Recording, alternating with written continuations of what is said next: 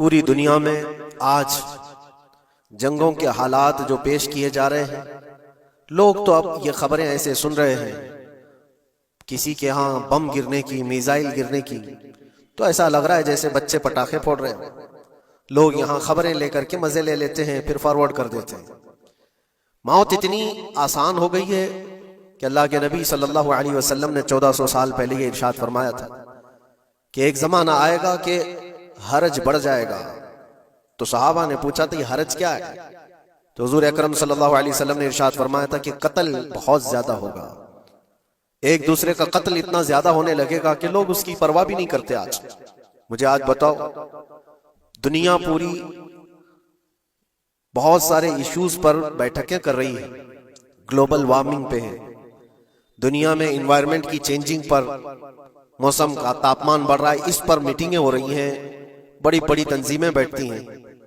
یہ ڈھکوسلا ہے یہ دنیا کا، یہ مغربی دنیا، ویسٹرن کنٹریز کا دکھاوا ہے۔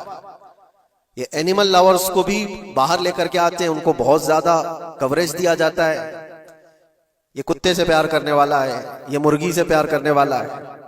ظالموں، 40,000 نہیں 50,000 لوگوں کو فلسطین میں تم نے ناحق مار دیا، اس پر کوئی بیٹھک نہیں کرتے۔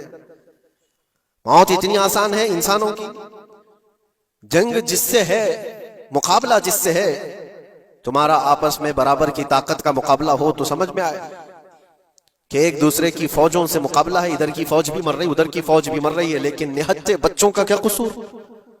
بلکہ وہ گود میں آئے ہوئے ابھی جنہوں نے شعور کی آنکھیں بھی نہیں کھولی، دودھ پیتے بچوں کے جو قتل ہوئے ہیں۔ تاریخ میں آپ نے پڑھا ہوگا فرعون نے 12,000 بچوں کا قتل کیا تھا، صرف اس گمان سے کہ اس نے خواب دیکھا تھا بنی اسرائیل میں ایک بچہ پیدا ہوگا جو اس کی سلطنت کو ہلاک کر دے گا۔ خواب کی وجہ سے کاہنوں نے اس کو بتایا تھا، اس نے خواب یہ دیکھا تھا کہ آسمان سے ایک تارا ٹوٹ کر اس کی گود میں گرا اور آگ لگ گئی۔ تو نجومیوں نے اس کی تعبیر یہ بتائی تھی کہ بنی اسرائیل میں ایک بچہ پیدا ہوگا جو تیری سلطنت کو ہلاک کر دے گا۔ اس ڈر سے بنی اسرائیل میں جو بھی بچہ پیدا ہوتا اس کو قتل کرتا تھا۔ اس نے تقریباً 12,000 بچوں کو قتل کر دیا تھا، اس ڈر سے کہ وہ بچہ تو نہ پیدا ہو جائے جو میری سلطنت کو ہلاک کرنے والا ہے۔